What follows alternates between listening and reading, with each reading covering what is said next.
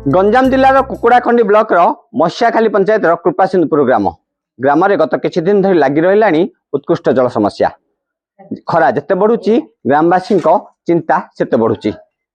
बर्तमान समय आसी ग्रामवासी समस्यार समाधान करने पाखरे एक जल भंडार एक पानी टांकी रही।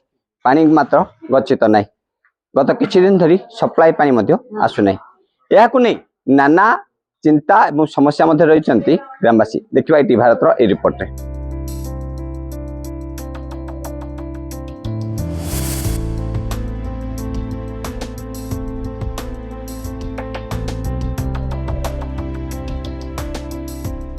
ए वर्ष पानी समस्या परी को वर्ष आमे देखि नथिलु। आउ जेति पानी सुविधा को गोटे को ऊपर डिपेंड करछन। गां सब लोक ए गोटे को ऊपर डिपेंड करछन। कोन करिवा बंध भी सुखिला, बंधरे भी पानी नाही। गोटे तुठरे समस्ते गाधुचंदी। तापरे भी सेपड़े भी से बंध भी खाली, ए बंध भी खाली।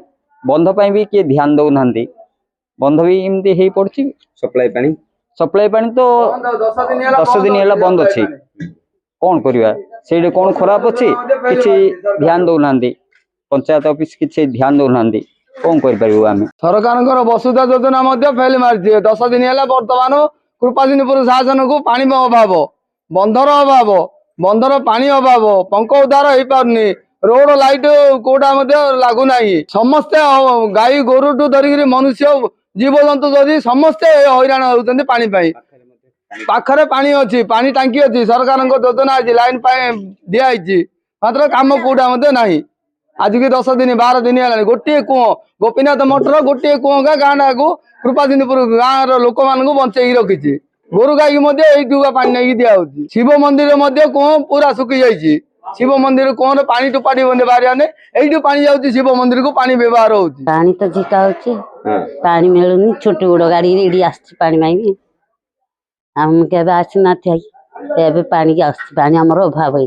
सब सुखी बंध सुखी पानी सुखी सब सुखी पूरा भरसा हेलमुंदी पानी झिक देला हम आसिया पट। कृपासिंधु बासिंदा ग्राम रे पानी रो संकट पूरा गाँव रे बंध सुखी जाइए, कुओं सुखी जाइए, नाल रे भी पानी आसुनी।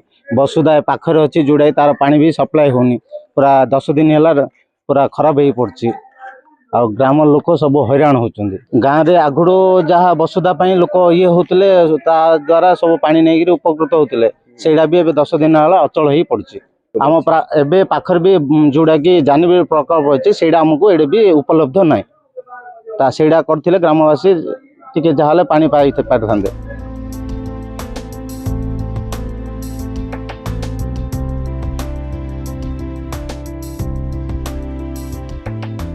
ग्राम रही वसुधा योजना रे जल जोगान प्रकल्प 50,000 लिटर क्षमता विशिष्ट एक जल भंडार एक पानी टांकी रही। किंतु गत किछि दिन धरी एठाकू सप्लाई पानी आसुना, जाकु नहीं चिंता रही ग्रामवासी। एभली समय जिला प्रशासन दृष्टि देवाई दाबी होइछि। गंजाम जिला कृपासिंधुपुर समीर आचार्य, ईटीवी भारत।